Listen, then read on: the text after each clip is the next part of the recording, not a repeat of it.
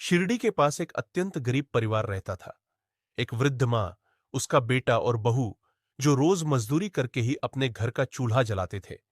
परंतु एक वर्ष ऐसा भयंकर अकाल पड़ा कि खेत सूख गए, कुएं खाली हो गए और पूरे गांव में अनाज का संकट गहरा गया। इस परिवार के आंगन में तो पहले ही बहुत कम साधन होते थे। अब घर का अंतिम दाना भी समाप्त हो गया था। तीनों दिनों तक उन्होंने आधा पेट खाकर गुजारा किया।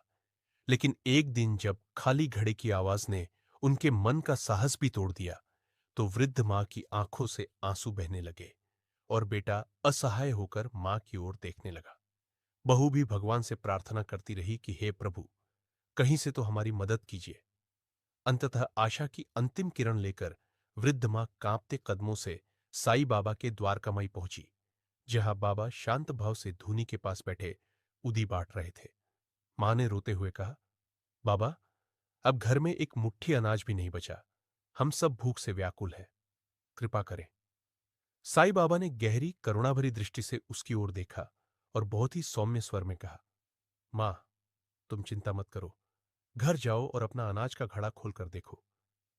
मां के मन में भय भी था और विश्वास भी, पर उसके पास आशा के सिवा कोई और सहारा न था।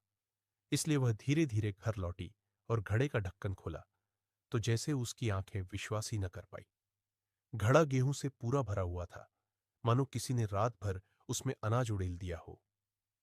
उस क्षण उसकी आंखों से कृतज्ञता के आंसू बह निकले। बहू और बेटा भी स्तब्ध होकर बाबा का चमत्कार देख प्रसन्नता से खिल उठे। तीनों तुरंत बाबा के पास लौटे और धन्यवाद देने लगे, तो साईं बाबा ने मुस्कुराते हुए केवल इतना कहा, जहां श्रद्धा और सबूरी होती है, वहां सदैव भगवान स्वयं राह बनाते हैं।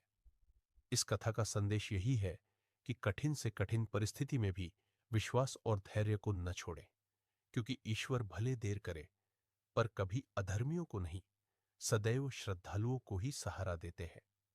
यदि आपको यह प्रेरक और हृदय को छू लेने वाली कहानी पसंद आई हो, तो कृपया वीडियो को लाइक करें, शेयर करें और ऐसी ही भक्तिमय कथाओं के लिए चैनल को अवश्य सब्सक्राइब करें।